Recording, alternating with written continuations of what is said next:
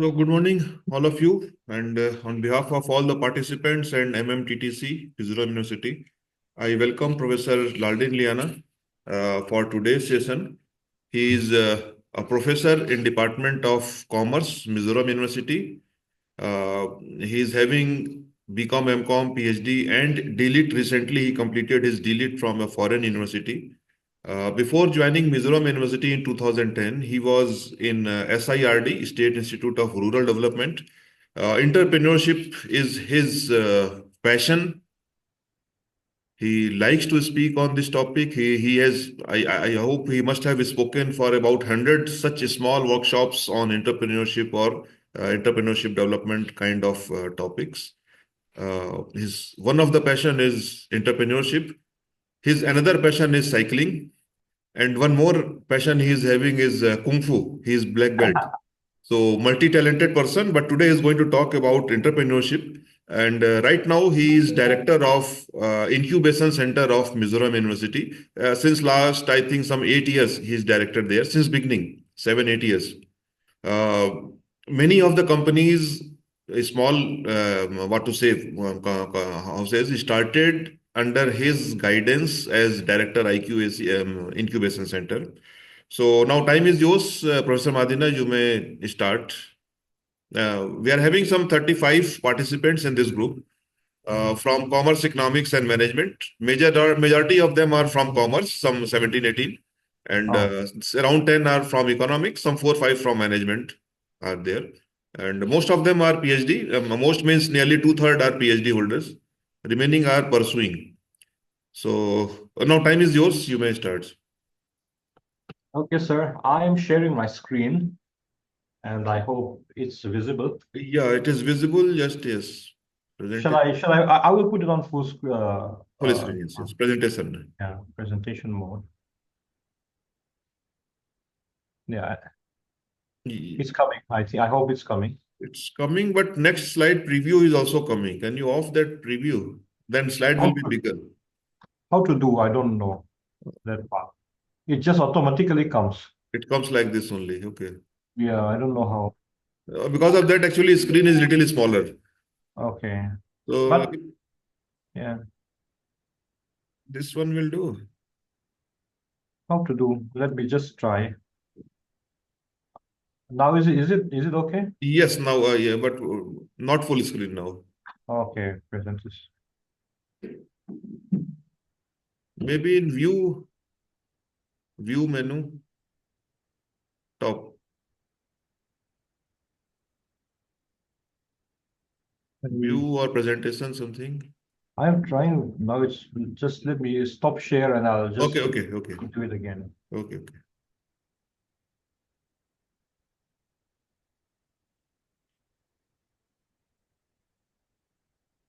Yes, fine. Perfectly fine. It's perfectly fine, huh? Yes, Okay. yes. Okay. So a very good morning to everyone here, and I'm so happy that I have been given the chance to speak upon on the topic entrepreneurship, and I thank Professor Bartendu for allowing me to speak on this topic in this refresher course. And entrepreneurship has become a kind of a buzzword. It's on the lips of everyone these days, be it politicians, be it academicians, be it everyone is speaking about entrepreneurship, and that's a very good thing for me. I feel so. And like what Pubatendu has already been introducing me, I have been uh, engaging in entrepreneurship from a very, very long time, since being a student itself, because I did my master's in commerce with a specialization on entrepreneurship. During the time, in my college, Loyola College, we have only two specialization. One is IT, income tax, and the other one is entrepreneurship. And almost everyone opted for IT because it's a quantitative paper and they get good marks.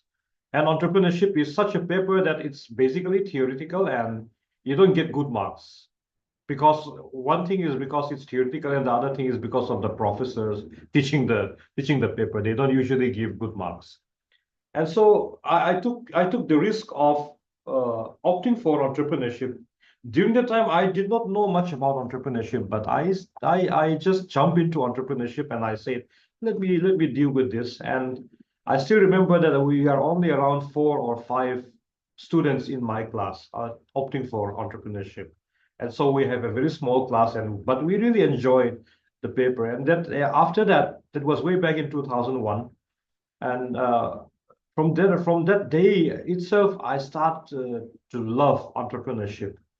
I start to engage myself in entrepreneurship. I start to read more on entrepreneurship.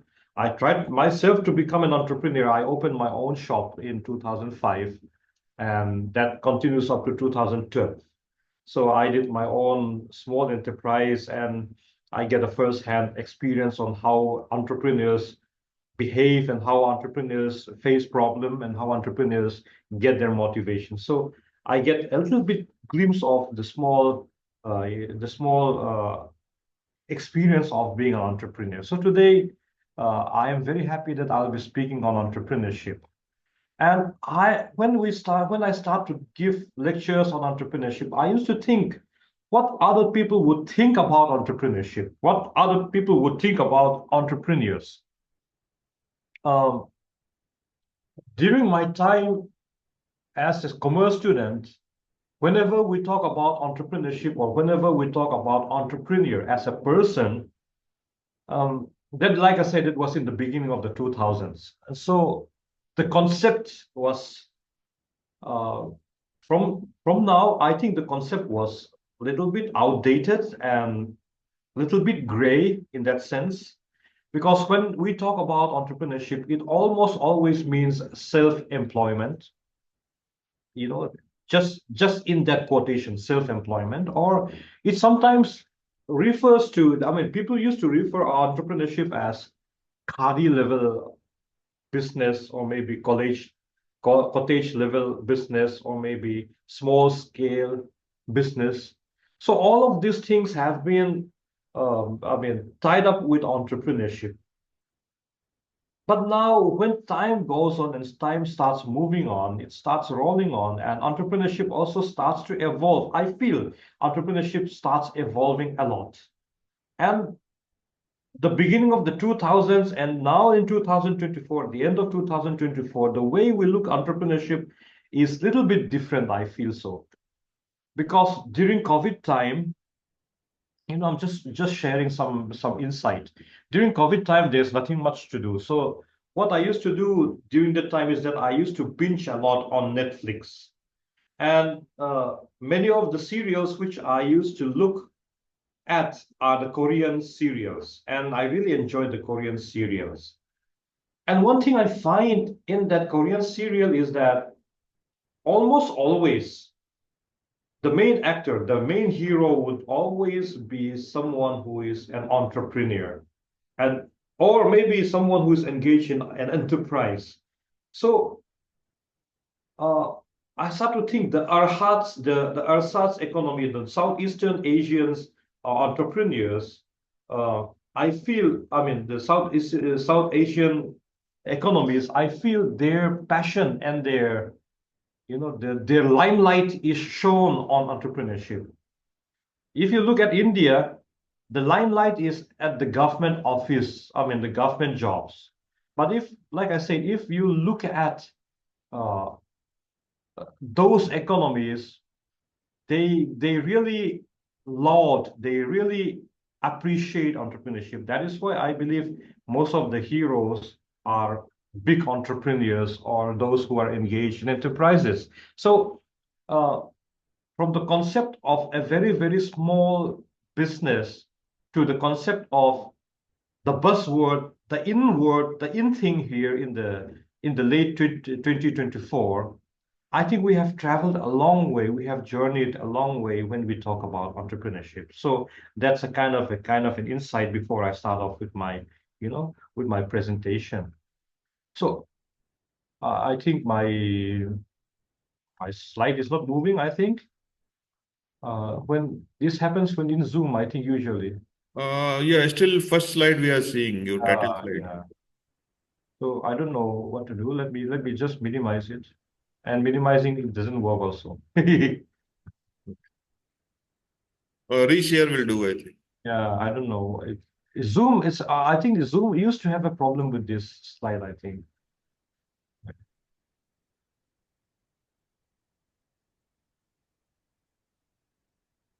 Now, does the second slide shows in a Yes, small, yes, but it is not in presentation yeah, mode. it's not in the presentation. Oh, yeah. Yes, now, but again, that slide is Yeah, coming, but that leave thing it, is there. no problem. Yeah, I'll leave it. Let's see what happens. Okay, Okay. okay, continue, continue. Yes, sir. So when we talk about entrepreneurship, entrepreneurship is the process of actions of an entrepreneur who is a person always in search of something new. I have underlined new and exploits such ideas into gainful opportunities. Again, I have underlined opportunities by accepting risk and uncertainty. Again, risk and uncertainty is underlined with the enterprise. So when we start to talk about entrepreneurship, it is not just a small business. It is not just a cardi business. It's not just a cottage level business. It's not just self-employment. It's a process, number one. And it is dealing with someone, a person usually, who is always in search of something, who is very innovative, in other words, and who is having new ideas and who explores opportunities by venturing into risk and uncertain areas of the business. So this is what we believe right now when we believe what we believe when we talk about entrepreneurs or entrepreneurship as a whole. So I want you to focus today on entrepreneurs as a person not only engaged, only dedicated, only on business, commercial activities, but a person who is engaged in any business, in anything. Maybe it may be being a teacher, it may be being, a religious leader, it may be a political leader, he may be a bureaucrat. So anyone in a different incarnation, in different avatar, they can become an entrepreneur when we look at this definition. So I want you all to look into entrepreneurship from that angle itself. Because, like I said, entrepreneurship is such a dynamic word, it's such a pervasive word nowadays that it doesn't only focus on business. It is something which is much more pervasive. It is much more pervasive. It is much more, let's say, it's very overwhelming. Let's say so. Entrepreneurship is something which we everyone can become, even a teacher, even like I said, even a politician, even a bureaucrat, even a religious person, a religious leader. All of them, everyone have the opportunity of being an entrepreneur. And from that angle, I'm going to give my lecture today. Okay. All right. Now I know it's moving. So let me contrast entrepreneurship with the conventional idea of a small businessman. Because, like I said, in the beginning, even in the beginning of my studies, entrepreneur is always equated with a small businessman. But nowadays, should be a contrast. There is a contrast of entrepreneur and small business. So, what are the things which I would like you to focus on? Is the first look at the first point. Entrepreneurs, they never want to stay things. They never want things to stay as they are. They are always dynamic. They're always looking for a change of things. They have more action. They have more energy. That is one very, very important facet of being an entrepreneur. But if you contrast this particular dimension with a small businessman, a small business owners are often happy with how things are. They are content to make a profit. That means they are profit motive, they are profit driven. And if they get profit, they're happy. That's it. That's it. There's nothing more. All right. You get profit, you get reward. That's it. That is the end. That is the end which a small businessman is looking. But an entrepreneur is not like that. He is dynamic. He's always looking to change things, and he is always changing. He's very, very active, and he has more energy. And look at the second point. Entrepreneurs invent things and are often technically minded. All right. Invent, maybe I'm going to take a little caveat on invent, but still I'm going to put this invent things here in this point. Entrepreneurs see, because they are innovative. I'm going to speak about innovation and creativity in the next slide. I mean, in the upcoming slides. Uh, See, entrepreneurs, like I said, they are innovative. They are not followers. They tend to become someone who paved the pavement, someone who paved the new road. All right. So he invent new ways of thinking, new ways of doing things, and so on and so forth. So it happens that he is a person who invents, within quotation, things. All right, and are often technically minded. Technically, I'm not saying that he should be an engineer, he should be a scientist, not like that. But the way he thinks, mostly, he thinks technically. He thinks in logic, in logical sequences.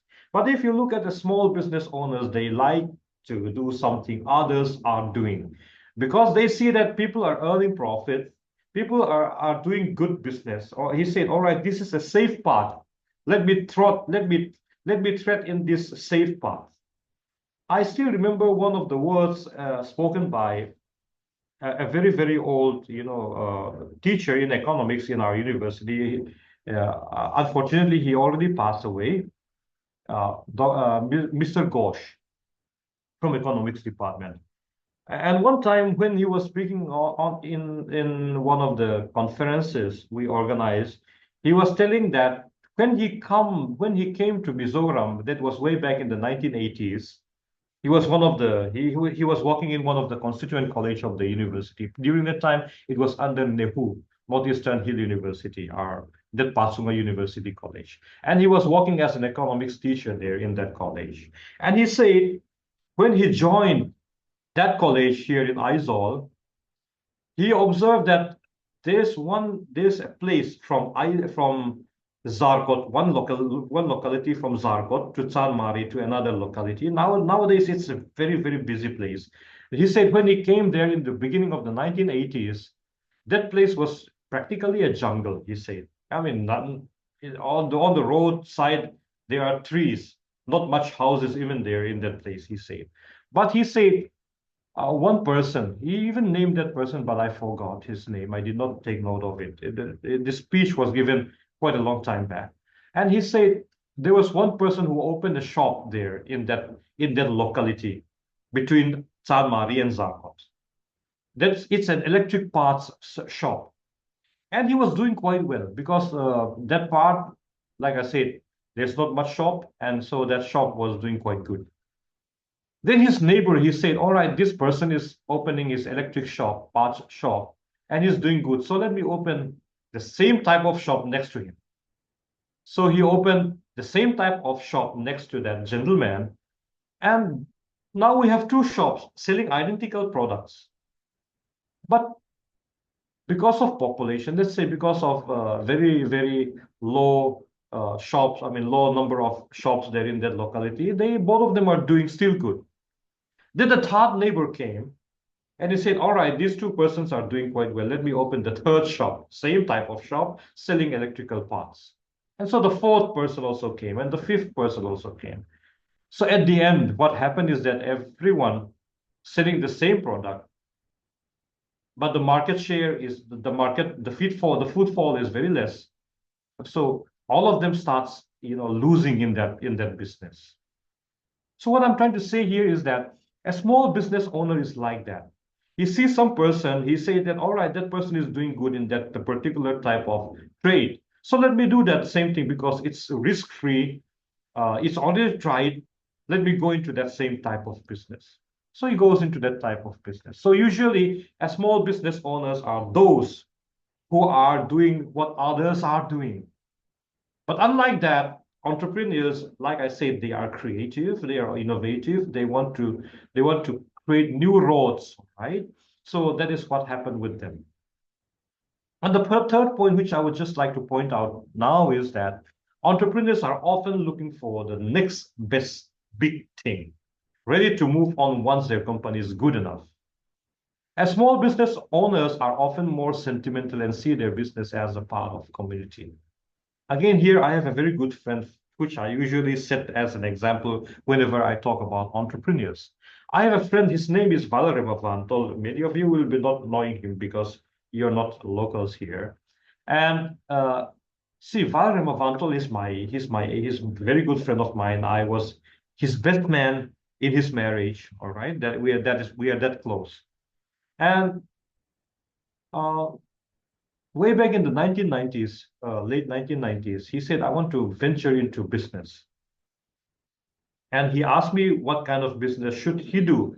During the time I was doing a small, I was attending a small coaching center there in Calcutta. And he asked me to find a kind of a business which he can bring from Calcutta to Mizoram. And I helped him out with him.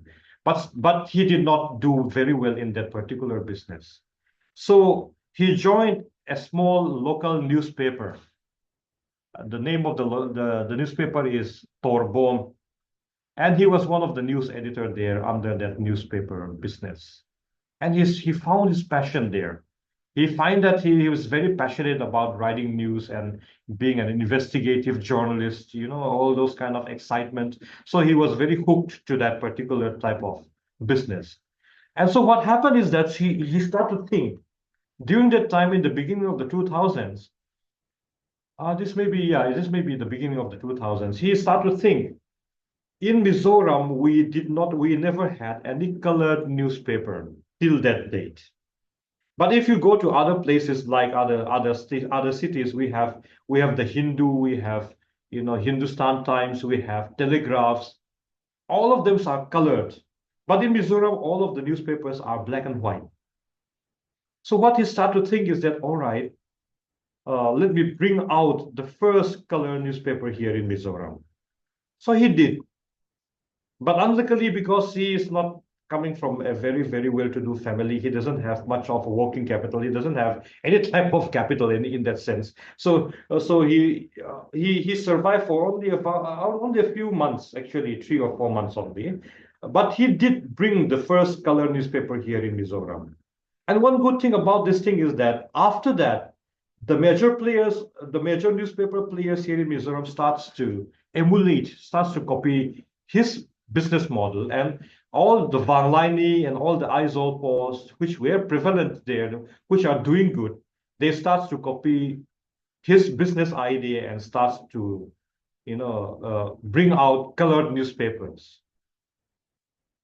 But Puvara Vavanto, he started to think, see, even because he has a problem with this, he has a problem of sustaining his newspaper business. He started to think more.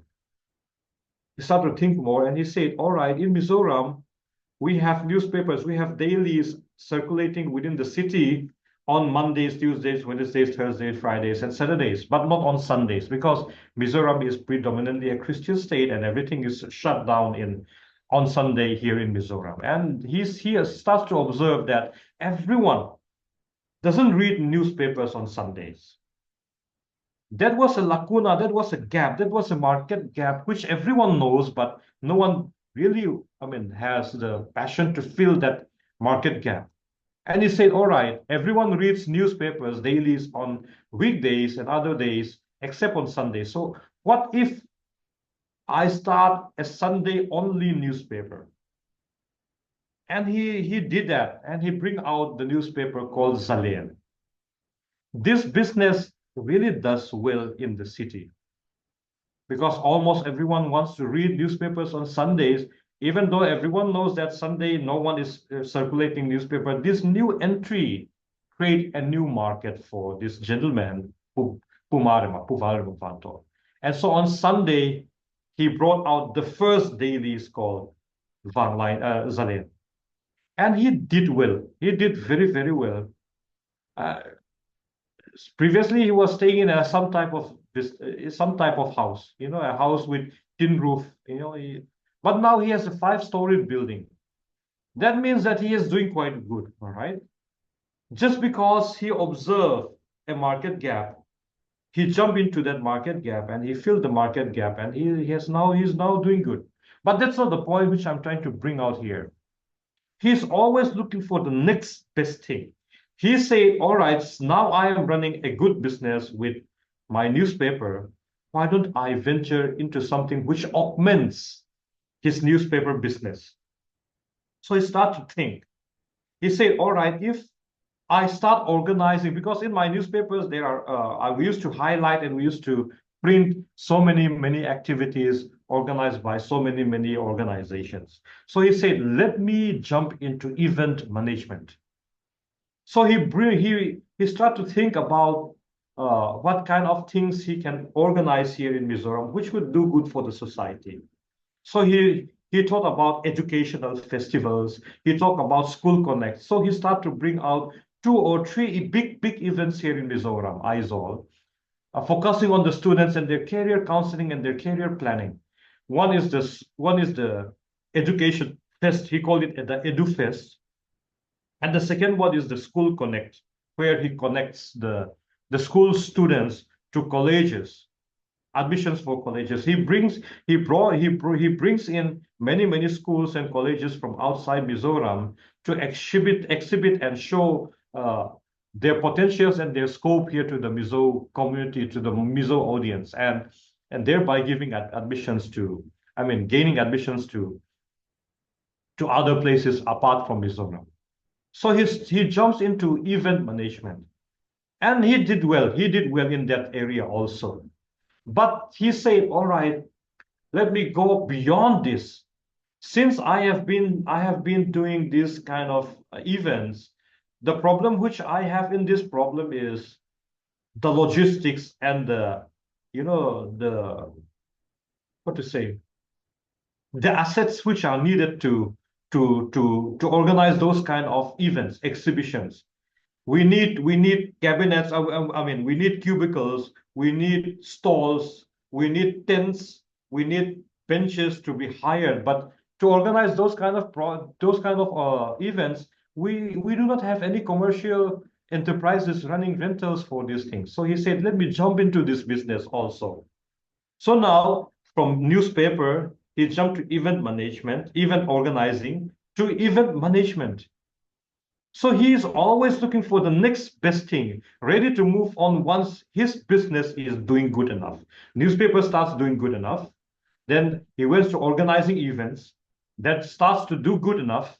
Then now he's running his own event management consultancy. Now that is doing good enough. All right. So an entrepreneur, who's an entrepreneur? He's a person who is dynamic. He's always looking for the next best thing, ready to move on when their company or their business is doing good enough. But in contrast to that, as small business owners are often very sentimental to what they started, or maybe which they inherited from their families, from their parents, and they see their business as a part of a community which he doesn't want to move out from. All right, so that's a way a small businessman looks into business. But an entrepreneur is, like I said, he's always moving. He's always like, like a river flowing. The Stoic. I did my own study on philosophy. So if you ask a Stoic philosopher, they will say that you cannot put your feet into the same river twice, because when you put your feet in the river, the water moves. All right, so you cannot put the same foot in the same river twice. So the entrepreneur is something like that. He moves, and he always is on the move. And and entrepreneurs will always do more or things more often, not because of profit, but almost always because of passion and opportunities. This I'm going to come back when I move into the other slides.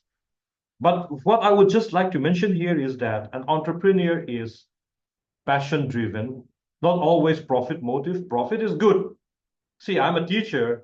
At the end of the month, I am happy because I get my salary. But my wife is much more happier than me because she looks for the money to come. All right. But as a teacher, my first passion is being a teacher, to teach. And so the first reward which I get from my vocation, from my occupation, is the reward which I get from the happiness which I get from teaching. Money comes afterwards. And I think that is how an entrepreneur behaves. And entrepreneurs are passion driven, not always profit motive. But if you look at a business owner, a small business owner, his main motivation is profit. If he's not going to earn profit, then it's something which he doesn't want to invest his time on. All right. So he's motivated. And the last point which I have written here is entrepreneurs want to change the world. They cannot change the whole world, all right? But an entrepreneur, they have the passion to change his world, all right? Maybe his family's world, maybe his community world. But an entrepreneur is always passionate in changing the world because he is into solving problems. There's a problem, and he identifies problems as opportunity, and so he wants to change the world. That is how an entrepreneur behaves. But if you look at the small business owners, he wants to make a living. Doesn't want to change the world. He wants to make a living. So only on these 5 points, I'm just contrasting what entrepreneurs are and what businessmen are. So it's a kind of a small glimpse of the contrast between these two seemingly similar person, but in reality, they are very, very different. Okay. So today I'm going to go a little bit scientific. There's a meta-analysis which was done way back in 2006, and they start to discuss a lot about different dimensions of entrepreneurs. And one of the dimensions which they are very much focused on is the psychological. But I'm also going to go a little bit more on demographic, culture, innovation, risk propensity, effective business model, and financing cycle. So these are the entrepreneurial dimensions which are needed to be addressed. They needed to be seen so that we can understand more on what entrepreneurship is all about. And I'm going to bring out some of the findings by these two scholars who discuss uh, the personality aspects, the big five personality aspects of a person, and connect them with entrepreneurial status.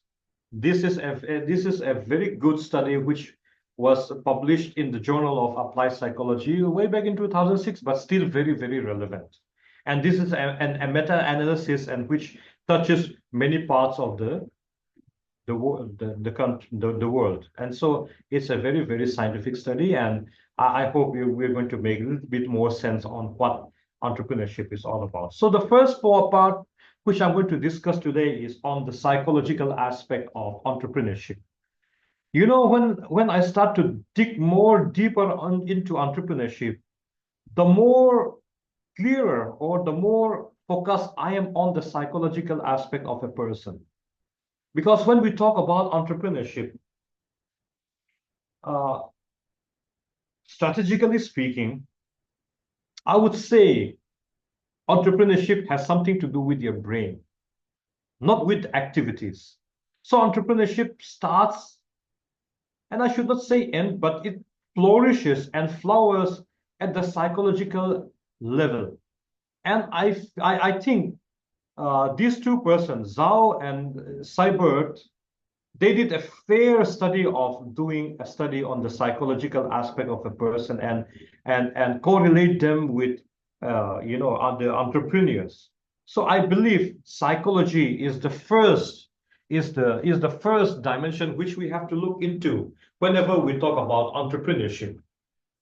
And like I say, entrepreneurship is a dispositional situation. And when I say about what when I speak about dispositional, I am saying that things which are happening between your ears, all right, between your ears, you have your brain. So entrepreneurship has a lot. Let's say it has the major thing. It has the major portion of discussion whenever we talk about entrepreneurship. Psychology has a lot to do with entrepreneurship, and so today I'm going to bring out the 5 aspects of psychological dimension and try to correlate them with entrepreneurship. And in psychology, uh, they used to discuss, should I say we used to, because my PhD is on consumer behavior and I did my fair share of study on applied psychology. And so we have the big five. We call it the big five. In other sense, we used to call it the ocean. So these two scholars, they start to develop hypotheses and try to see whether these five psychological aspects, resonates with entrepreneurship. So the first thing which they brought out is neuroticism. Nowadays, neuroticism is such a negative word. Nowadays, we have a positive, orientation to this particular aspect. But because these two persons, when they studied it, they called it neuroticism. So I'm going to keep the card and keep it and call it neuroticism. So what do you mean by neuroticism? Individuals high on neuroticisms tend to experience a number of negative emotions, all right? Negative emotions, which includes anxiety, hostility, depression, self-consciousness, impulsiveness, and vulnerability. I believe many of our participants would be, members of WhatsApp group of big numbers. So big number of members. So if you look at some of those groups which are having large members, you may see one or two persons who are very high on neuroticism, who always wants to project themselves, who always wants to be, in the spotlight. If someone is someone is praising someone, this particular type of person would always jump in and say, I also did that kind of thing. So that kind of, let's say, psychological complexity, they have that kind of problem. They have the impulsiveness. They are vulnerable. They get hurt so easily. They get stressed so easily. They get depressed so easily. And when they find someone who they are not comfortable with, they become so hostile to them. So those kind of person who are high on neuroticism, they tend to exhibit those kind of behavior. So when this particular study tries to look into the entrepreneurial dimension and the psychological dimension, they correlate with these two things. And what they found out is that entrepreneurs will always score lower on neuroticism. In other words, entrepreneurs are those who shows less negative emotions, who are more positive emotion driven. They have less anxiety. They have the capacity to control their emotional intelligence. They have the ability to be not depressed, and self-consciousness is not a problem, not much of a problem for them. Impulsiveness, like I said, they are technical. So they don't move on impulse, and they don't feel themselves vulnerable because they feel they are confident enough. So the first hypothesis was proven that entrepreneurs will always score lower on neuroticism. That's the first finding which this research paper displays. The second thing is extroversion. Extroversion and introversion is, and we have something in the middle. We call it the ambiversion, all right? But this particular extroversion is another aspect of psychological dimension. And people used to think, all right, entrepreneurs needs to be an extrovert to become successful as a businessman or an entrepreneur. But this study, interestingly, they say this is not proven. This hypothesis is not proven. Their hypothesis postulates that entrepreneurs will score higher on extroversion, but their studies, they found out that this is not so. 3-4 months back, I attend my MBTI Certified Global Practitioner course under Anahat. Okay, that means I'm a certified practitioner for MBTI. And one of the aspects, one of the dimension which we discuss a lot in MBTI is extroversion and introversion. Who are the extroverts? The extroverts are those who are assertive, who are dominant, who get energy from outside, who are active, talkative, and enthusiastic. So these are all the characteristics of being an extrovert. Who are the introverts? The opposites of the extroverts, all right? Those people who would just like to be in their own room, be in their own world, read books, play with their dolls, be in their rooms and they get their energy from their inside, not from outside. So these are the introverts. So when this research starts to explore whether extroversion has anything to do with success in entrepreneurship, what they have found out is that it is not only the extroverts who are successful as businessmen, as an entrepreneur. Even the introverts can be a successful entrepreneur. And I think this is fair because what I do believe is that, see, if you look at an introvert, oh, all right, if you let's say about the extroverts, they are very good in making friends.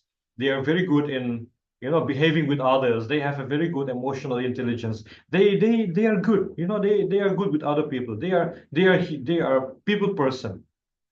And that's all the very good quality of being a very good entrepreneur. Because if you are an entrepreneur, it's always good to have a very good connection with others. But introverts, they also have their own pros. It's not all cons. They also have their own pros. Like an introvert, they have lots of introspections. And because of introspections, they start to think. And many of the innovative ideas came from introverts. If you look at that, if you look at that in that sense, many of the ideas, many of the innovations, many of the creativity doesn't always come from extroversion. It comes from many of them comes from introversions. So entrepreneurs will not always score high on extroversion scores. So hypothesis number 2, which postulates that entrepreneurs will score higher on extroversion, is not proven in this study. And I believe this is one of the best findings which these two persons, Zhao and Seiberg, in their study, in their meta-analysis, which they have brought out. And this is a game changer, which I feel. Now, even introverts, previously introverts may have the excuse of, all right, I'm an introvert, I may not go into entrepreneurship. I may not go for development of enterprise. No, it's nowadays, because of this study, I think they don't have the excuse of not going into entrepreneurship.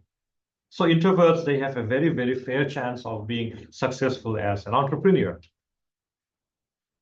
The next psychological dimension, the third one, is openness to experience. Openness to experience is an attribute which makes a person absorb and learn from experience. So openness to experience is a personality dimension that characterizes someone who is intellectually curious and tends to seek new experiences and explore novel ideas. Someone high on openness can be described as someone who is creative, innovative, imaginative, reflective, and untraditional, unconventional, unorthodox. Okay? So openness to experience, I think this is very, very important. See, people tends to not learn from experience. So an entrepreneur has the capacity to learn from experience, not only his own, but from experience of others even. See, I was once I was giving a lecture on literature, reading habits. And there, while I was preparing my presentation, my speech, I did find out that many of the successful entrepreneurs, they did their fair, they have a very, very good reading habits. They have a very, very good reading habits. Like say for Warren Buffett, he said that he used to read at least 8 hours a day, right?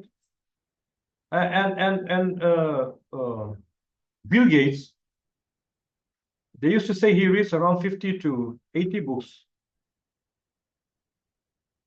So that many books per year they read.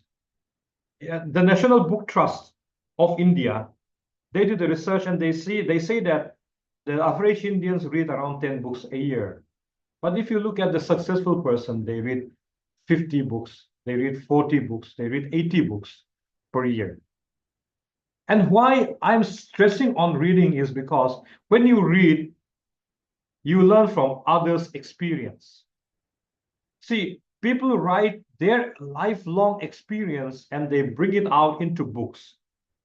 A person who read and look at that experiences, which takes years and years, decades even maybe to experience things. But as a person who reads, he starts to experience those which have been written, which are being brought forth by experiences of decades within a few hours of reading. So an entrepreneur, why they read is because they learn from others' experience, and they also learn from their own experiences. So they do trials and errors, and they learn from their experiences. And so openness to experience is one of the very important dimension which an entrepreneur exhibits. And so hypothesis number 3 postulates entrepreneurs will score higher on openness to experience. And this has been proven by the study. Okay, this has been proven by the study. So this is good. So an entrepreneur, he learns from his own experience, he learns from others' experience, and he bring all these things into his vocation or occupation, and he builds on those experiences. So the next, I think the fourth dimension which I am going to speak on is agreeableness. What do you mean by agreeableness? Individuals high on agreeableness can be characterized as a very, very trusting, very, very forgiving, all right, caring, altruistic, and gullible. See, gullible is not a positive word, all right? So, see, there was an Aesop's, I know that every one of you knows this story, but there's an Aesop's fable where there are two persons, one the father and one the son, and they took their donkey to the market to sell their donkeys to the market. And on the way, they met one person and they said, the father is very, very old. Why don't you sit on the donkey? So he sits on the donkey, and so they start to move on. And then they met another person, and then they said, oh, the grown man is sitting on the donkey, and the child is walking besides it. How can it be? So they change the place. The boy sits on the donkey, and the gentleman starts walking on the road besides the donkey. And they met another person. Both of you can sit on the donkey, all right? So both of them sits on the donkey, and they said, oh. Then they met another person, and this person said, oh, both of you are sitting on the donkey. The donkey is so tired. Both of your walk, the weight load is so high. It's not good. And so they said, all right. So both of them starts walking again and next to the donkey. And then they met another person, and this person said, all right, the donkey looks very tired. Why don't you two people start carrying the donkey? So these two persons start trying to carry the donkey, and the donkey got afraid, and he starts to jump over the bridge and drown in the river below. When a person agrees with everyone, it becomes a problem. There's a saying, there's a saying, too many cooks spoils the broth. All right? Too many cooks. When they cook a same soup or the broth, everyone is having their own opinion. So at the end, the end product is uneatable. All right? So a person who is always too trusting, let's say, too forgiving or too caring or too altruistic, or in other words, very, very gullible, doesn't have a chance to be a very good entrepreneur. Because at the end, he's cooperating with everyone. His preference is to show positive interpersonal relationship to everyone, even though this is a very good thing. But an entrepreneur has to be a person who can stamp his feet and stomp his feet and say, all right, this is the end of it. This should be like this, all right? So an entrepreneur will always score lower on agreeableness. So this is one of the dimensions which was proven by these two, Zhao and his friend in his study. And so hypothesis number 4, entrepreneurs will score lower on agreeableness, is proven. And the last psychological dimension, I think I have to move a little bit faster. The last psychological dimension which this study brought forth is the achievement motivation. See, McClellan spoke about the need for achievement and all right, the need for motivation. And this, I think, is one of the driving force of an entrepreneur. In fact, when people ask me what differentiates an entrepreneur from an ordinary type of person, I used to say there are 3 things. Number 1 is need for achievement, all right? And need for achievement, I believe this is the first point which I always bring forth whenever I talk about entrepreneurship or an entrepreneur. So achievement motivation. Achievement motivation indicates an individual's persistence, hard work, and motivation in pursuit of his own goal accomplishment. So this is interesting. Like I said,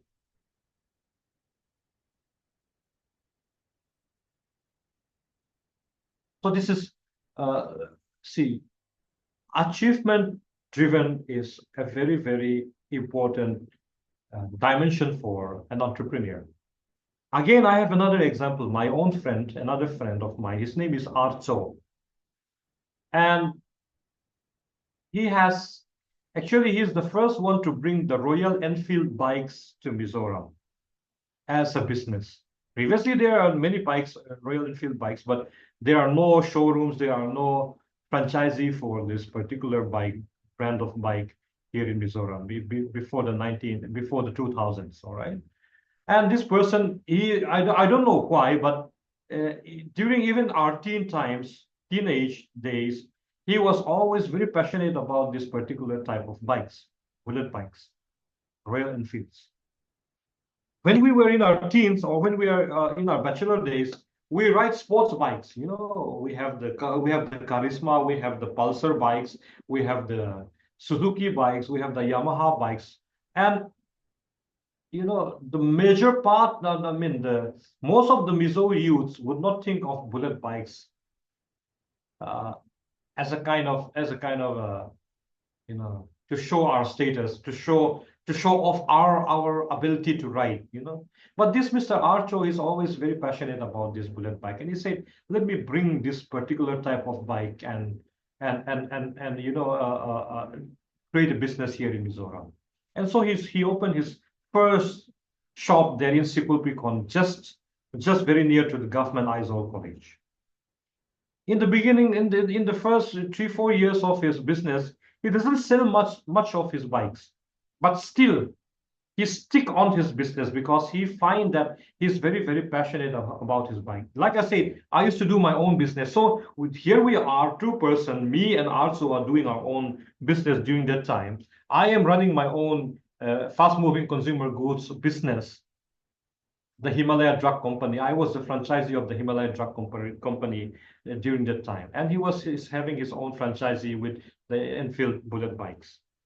One time I had some visitors from the Himalaya Drug Company, Bangalore, guests from Bangalore, and they came.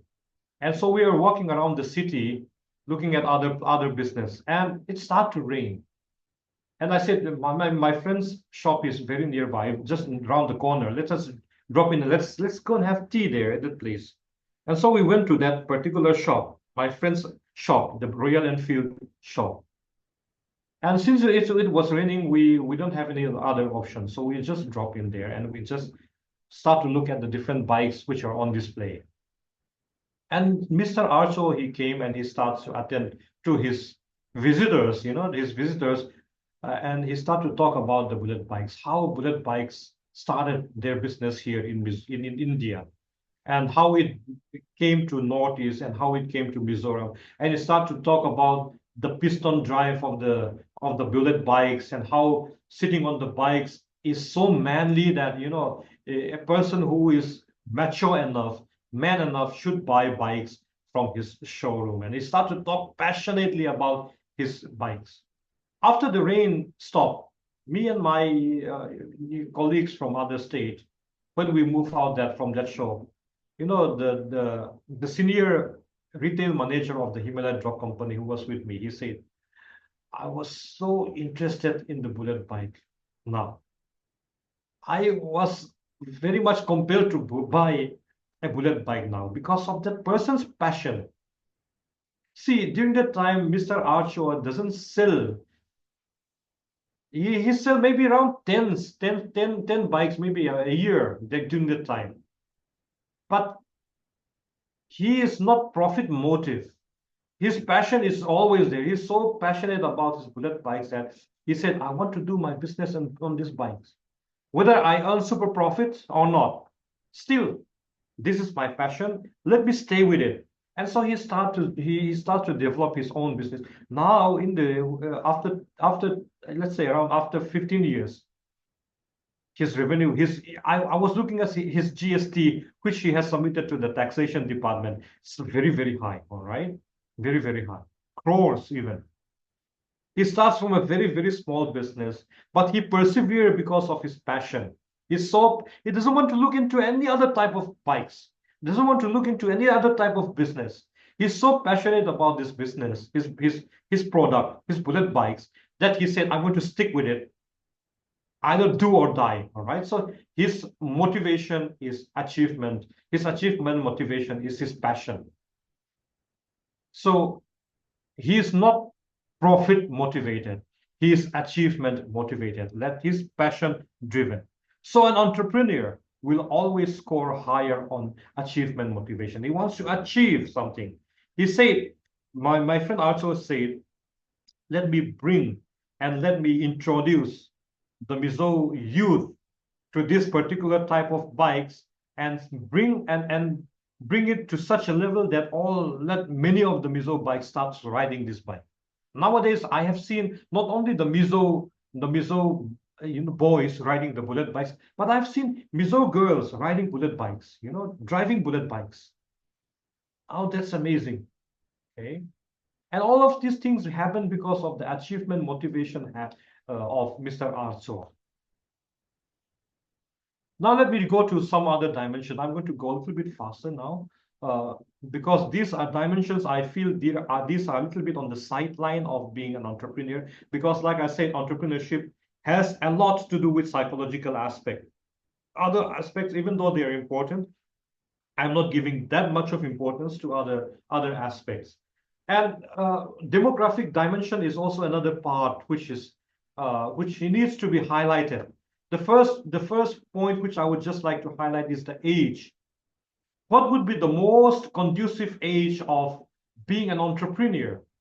Reynolds and White in 1997, they did a study and they said, all right, the age group between 24 years to 34 years are very conducive in starting their own enterprise.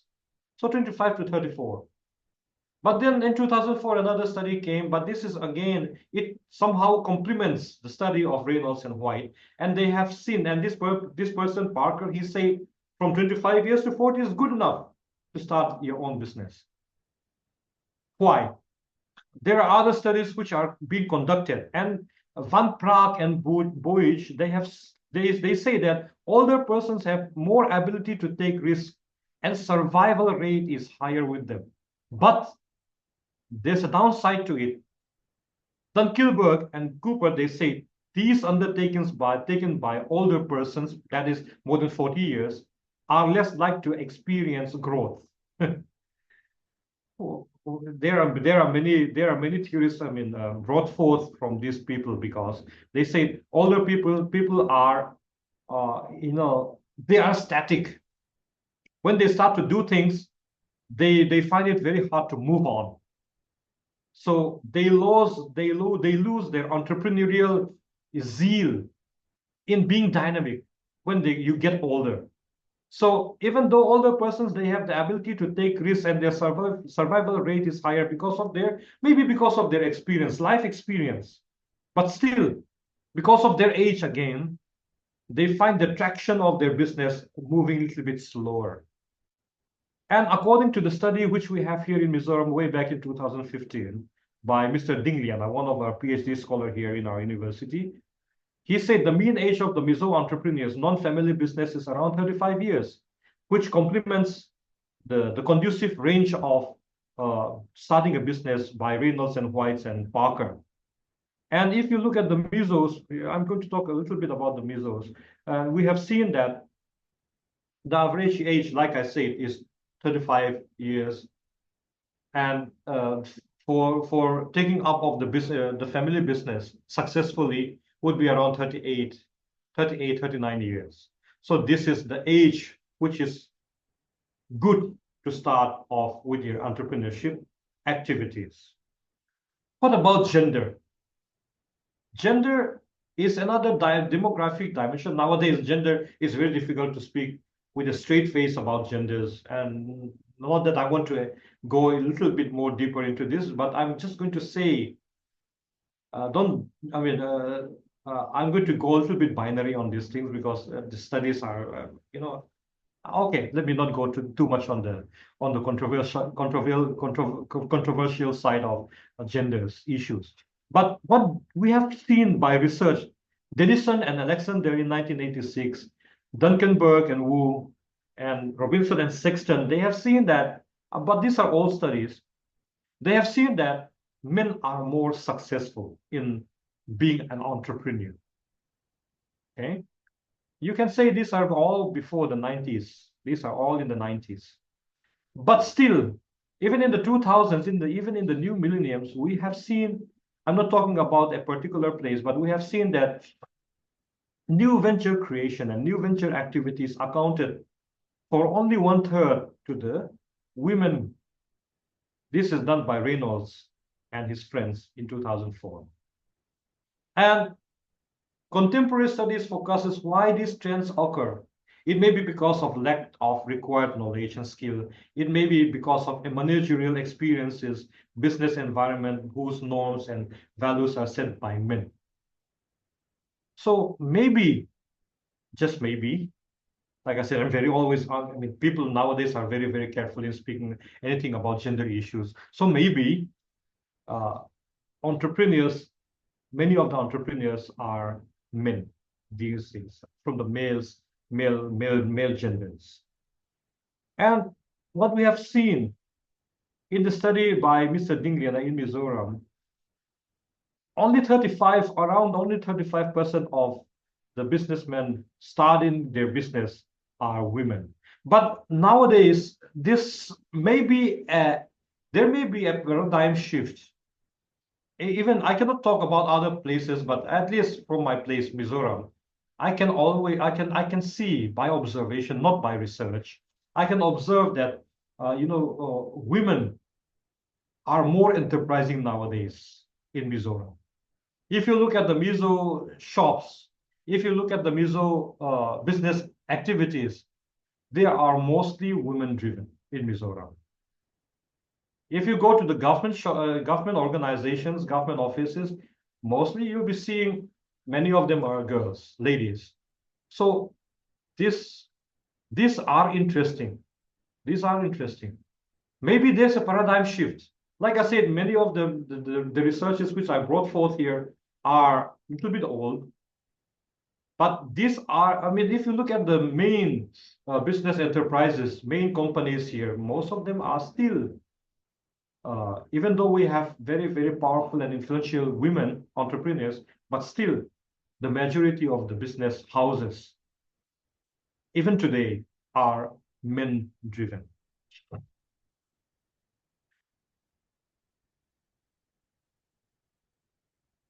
Okay. About education. Now, this is one very, very important thing which I want every one of you to listen, because I have heard many people talking about, all right, Steve Jobs is a dropout, all right, Mark Zuckerberg is a dropout. And so it's as if you're giving license to people to drop out from their education so that they can become successful in their business ventures. But researchers goes otherwise. See, education is strongly linked with business performance. This has been uh, proven time and time again by different researchers, especially so in small business, because education builds skill and reflective mindset for understanding customers, emotional intelligence, dealing with other people skill, human skills. These are brought forth by education. So whenever I hear about people saying, all right, successful business people are not well educated, more rather they are college dropouts, they are school dropouts, I cringe a lot. These are outliers. These people are outliers. All right, these people are extraordinary persons, and it's not that they are not educated. Say, for example, if you look at Steve Jobs, maybe he drops out from the college. He may drop out from his college, his institution, but he has done his fair share of education in computers. He might not have a formal degree, but he has an equivalent life experience equivalent to the college degree in computers. Mark Zuckerberg, he has his total thorough knowledge in computer programming and all so and so forth, even though he might not be having a college degree. That doesn't mean that education should be foregone, all right? So education builds skills and knowledge. And education people would just give this, a very, very beautiful definition of education. And they used to say education is all-round development. Who would not like to have an all-round development, all right? And entrepreneurs, we need all-round developments. And Skulls, he said, sets of knowledge, capacities, and skills are having economic value. That means the human capital is something which you cannot do away with when we talk about entrepreneurship. Apprenticeship, hands-on experience are valued in family-owned business. Thinking. And even if you look at the Mizo dimension, we have seen 62% of all the first generation entrepreneurs are at least graduates. While family business owners, 53, I mean, the majority, even if we want to call this a marginal majority, but still, the majority of the family business owners in Mizoram are 53%, are graduates. So it is good to propagate and say more. See, even if you want to be an entrepreneur, at least have a fair share of education. Be at least a graduate, so that you can look with other people. You can think with other people. You'll be having you'll be having your own development of human skills. Okay, so education, I believe, and research also said so. Education is very, very critical and very, very crucial for running an entrepreneurial enterprise. Now, I'll take only 4 minutes. Cultural dimension, this is again very important, because culture is important to foster entrepreneurship. And according to the Global Leadership Organization Behavior Effectiveness Research Project, GLOBE, there are 9 cultural dimensions identified. Uncertainty avoidance.